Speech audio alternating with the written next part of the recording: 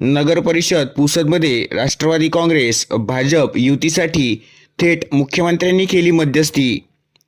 पुसद नगर परिषद निवडणुकीत एकमेकांविरोधात लढलेले महायुतीतील घटक पक्ष राष्ट्रवादी काँग्रेस, अजित पवार गट व भारतीय जनता पार्टी यांनी आता एकत्र येण्याचा निर्णय घेतला आहे। 2 दिवसांपूर्वी राष्ट्रवादी काँग्रेस, अजित पवार गट व भाजपच्या शिष्टमंडळाची बैठक झाली होती। त्यामध्ये भाजपने उपाध्यक्षपद, एक स्वीकृत सदस्य व एक समितीची मागणी केली होती, तर राष्ट्रवादी काँग्रेस, अजित पवार गटाने उपाध्यक्षपद व एक समिती देण्याची तयारी दर्शविली। बराच वेळ होऊनही निर्णय होत नव्हता। अखेर राज्यमंत्री इंद्रनील नाईक यांनी थेट मुख्यमंत्री देवेंद्र फडणवीस यांना भ्रमणध्वनीवर संपर्क करून युतीबद्दल बोलणी सुरू असल्याचे सांगून एकूण परिस्थितीची माहिती दिली।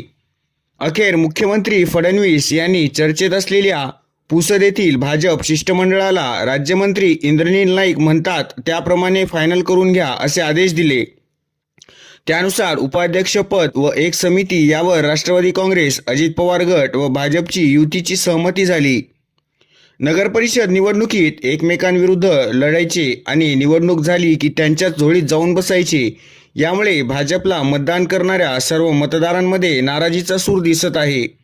शेवटी एक गोष्ट नक्कीच झाली की झेंडा कोणताही असो त्याचा दंडा मात्र एकच राहील।